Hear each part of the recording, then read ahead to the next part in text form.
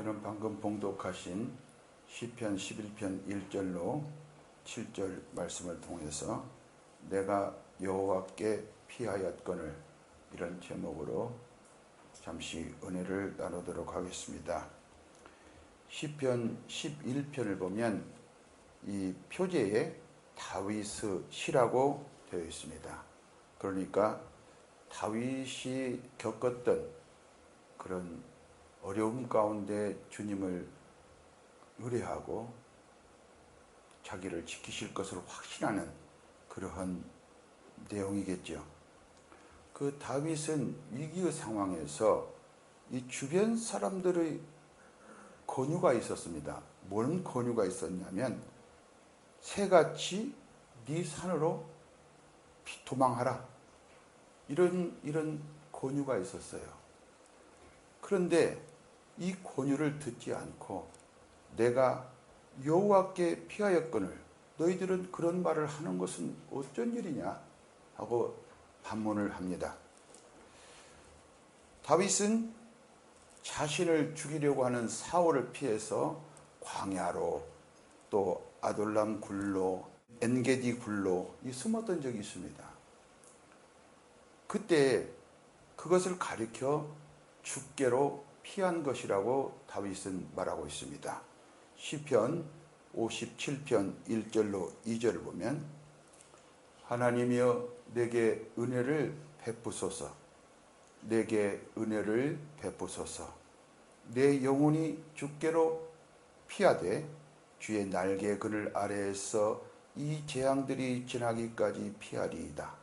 내가 지존하신 하나님께 부르짖으며 곧 나를 위하여 모든 것을 이루시는 하나님께로다. 이렇게 시를 적고 있어요. 신약 성경도 마찬가지죠.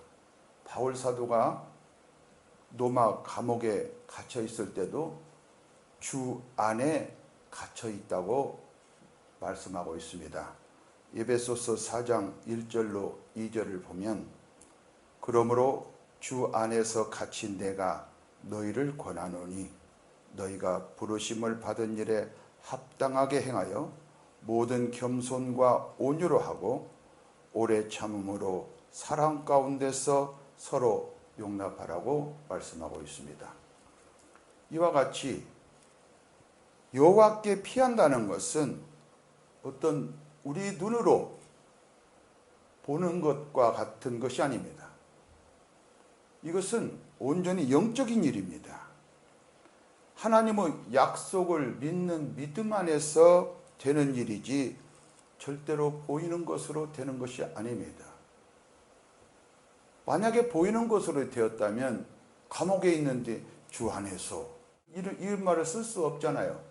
주 안에서라고 하는 것은 주는 영이시니 주와 합하는 자는 한 영이다. 우리가 주 안으로 들어간다는 것은 주님이 우리 안에 거한다는 겁니다. 그래서 우리는 믿음으로 거듭나는 것이 바로 주 안에 거한다 이렇게 되는 것이죠. 하나님은 우리의 피난처와 산성이 되십니다. 이 세상의 요새는 어떠한 요새라도 다 무너집니다. 그러나 우리가 거하는 우리가 피하는 요새는 산성은 피난처는 영원히 견고하게 서 있는 요새가 되는 것입니다. 자, 하나님은 우리를 대적에게서 절대로 빼앗기지 않습니다. 하나님 외에는 모두 다 피조물입니다.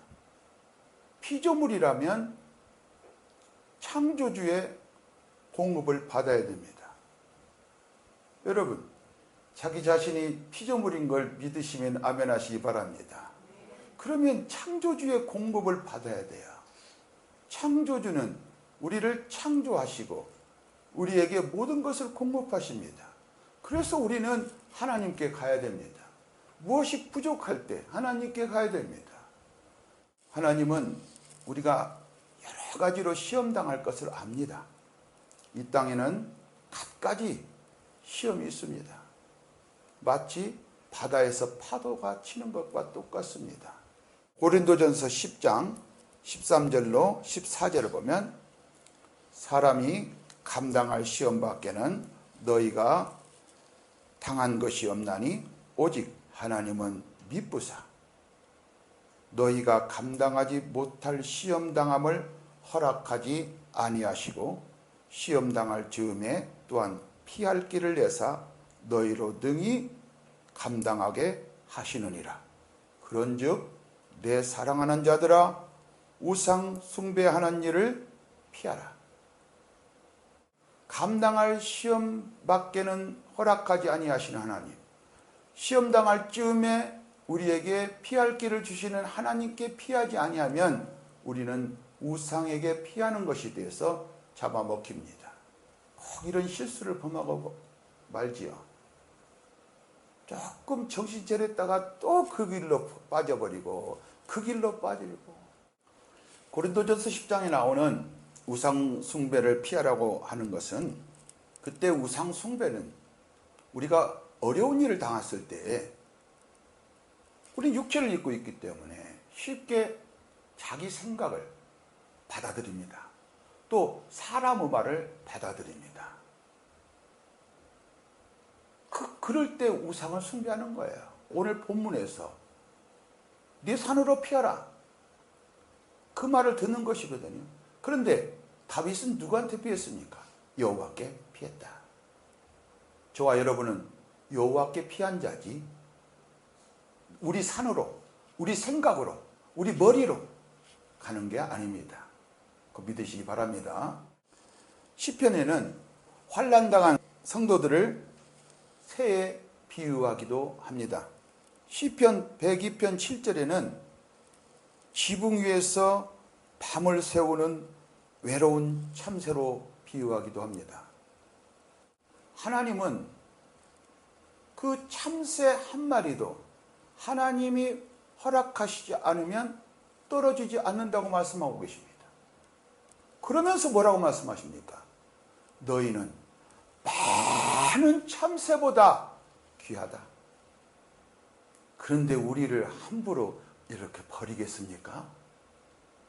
누가 우리를 지킵니까? 하나님이 지키시죠. 누가 우리에게 공급한단 말입니까?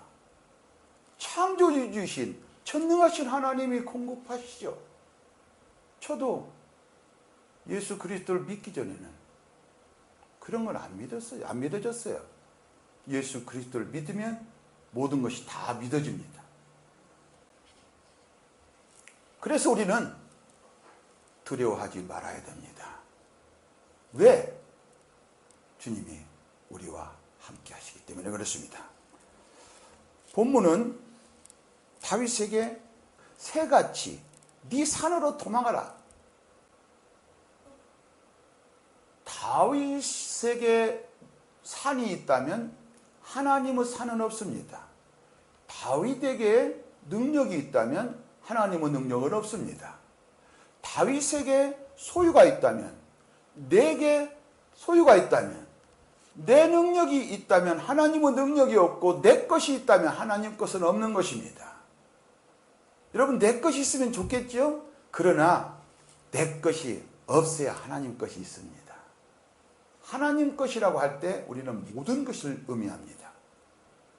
온 우주 만물을 다 갖게 되는 하나님의 상속자가 되는 것입니다. 우리는 그리스도 안에서 하나님의 상속자가 되는 것이죠. 그런데 다윗은요, 이 사울에게 쫓길 때라도 꼭 하나님께 기도했습니다. 하나님, 사울이 올까요? 온다. 그리고 동네 사람들이 다 나 여기 있는지 알려주겠네요? 그렇다. 그러면 제가 잡힐까요? 아니다. 내가 너를 지킨다. 그러면 여기서 옮길까요? 그래, 옮겨라. 그래서 옮겼어요.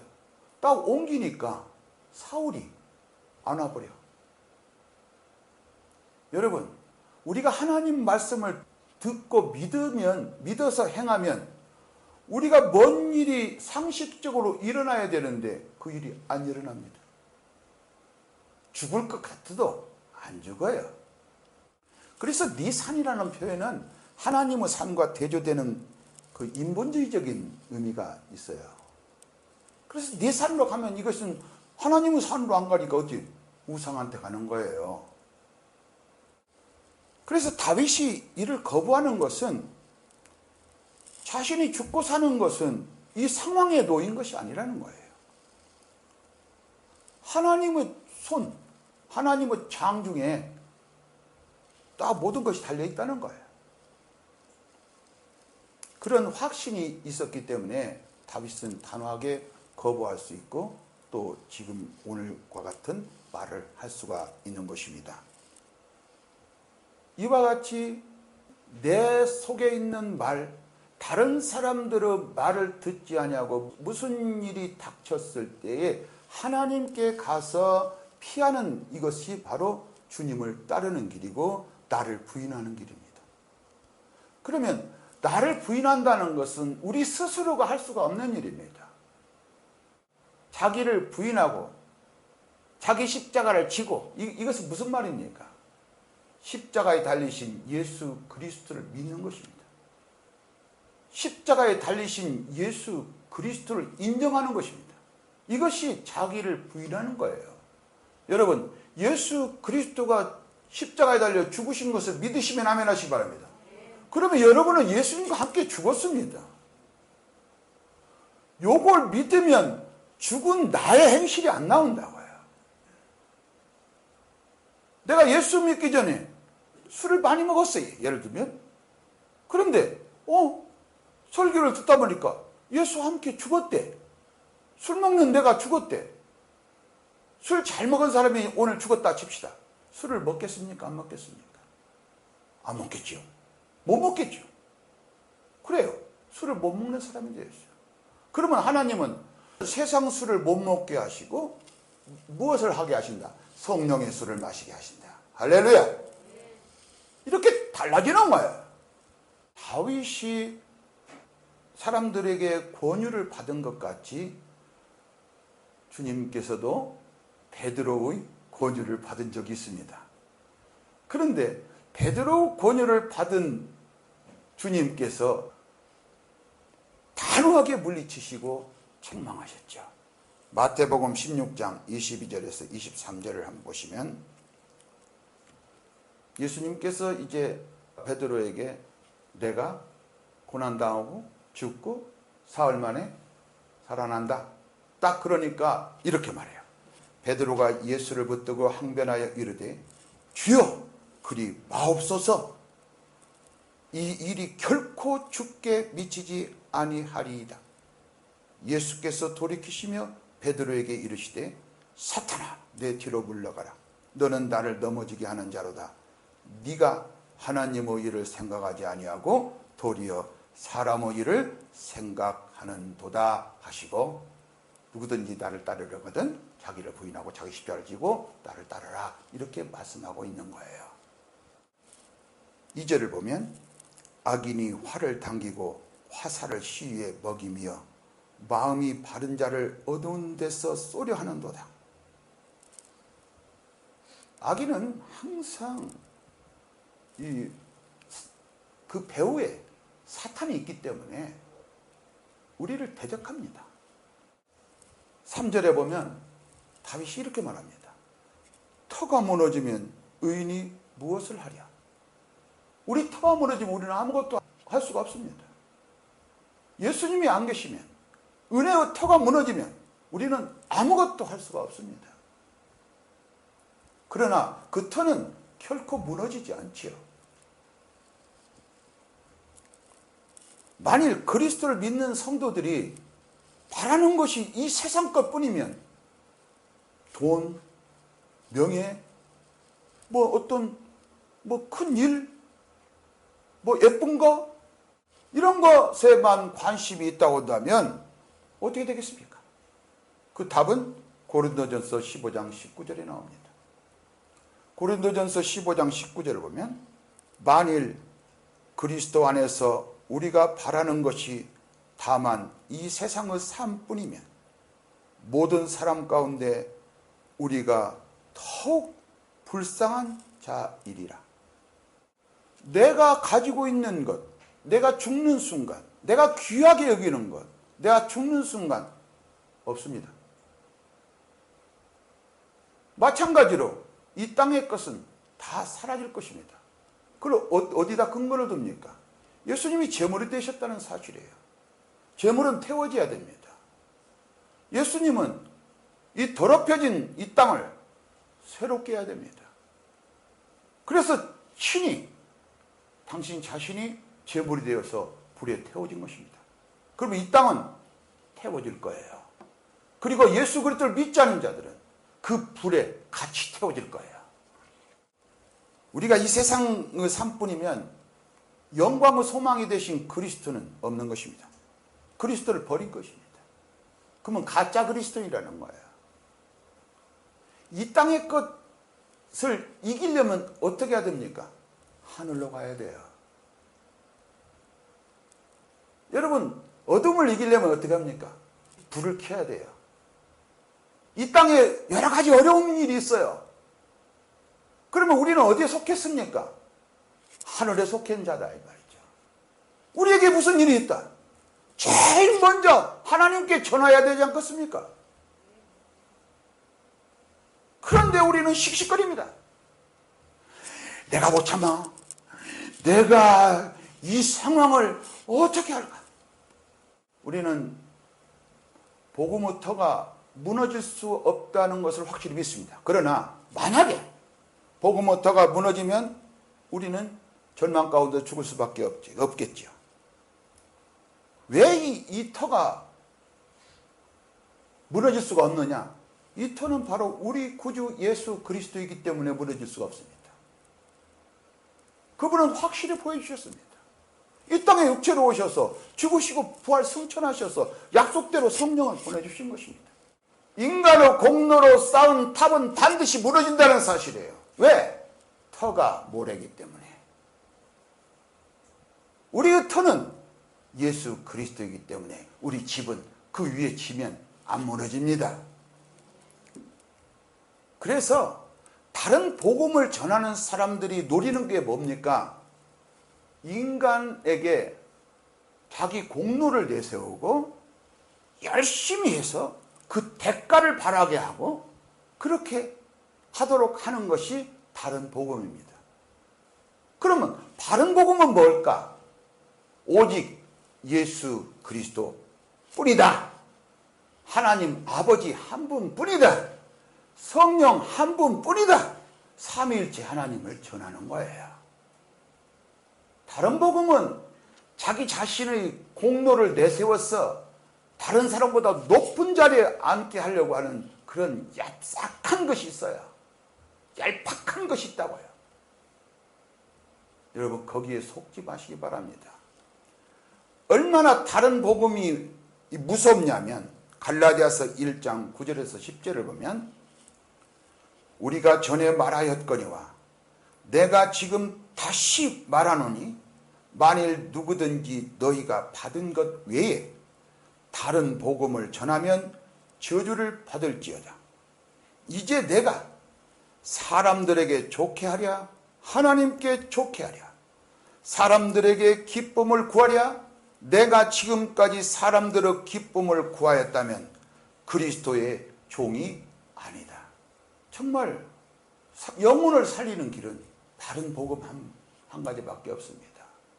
그래서 우리는 예수 그리스도를 구원의 복음이라고 해요. 구원의 복음. 주님의 죽으심은 우리를 어디로 인도하시려고 했는가? 바로 하나님 앞으로 인도하시려고 주님은 죽으신 것입니다. 주님이 죽으셨다면 부활하신 거 아니겠습니까? 예수 그리스도를 믿는 자들과 함께 부활하신 것입니다. 그러므로 우리를 예수님은 하나님께로 인도하시는 거예요. 그래서 우리는 항상 하나님 앞으로 인도함을 받는 사람들이기 때문에 하나님 앞에서 생활을 해야 됩니다. 하나님 앞에서 생활을 하지 아니하니까 하나님을 소경으로 알아. 그러니까 어문짓거리 다 해. 별의별 짓 다 해. 하나님은 나보다 나를 더 잘한다니까. 내 마음을 더 잘하신다니까. 한번 하나님을 부인하기 시작하면요, 여러분은 계속 부인해서 하나님이 없는 것 같이 삽니다. 그래서 다윗은 이렇게 고백합니다. 뭐라고 고백하느냐?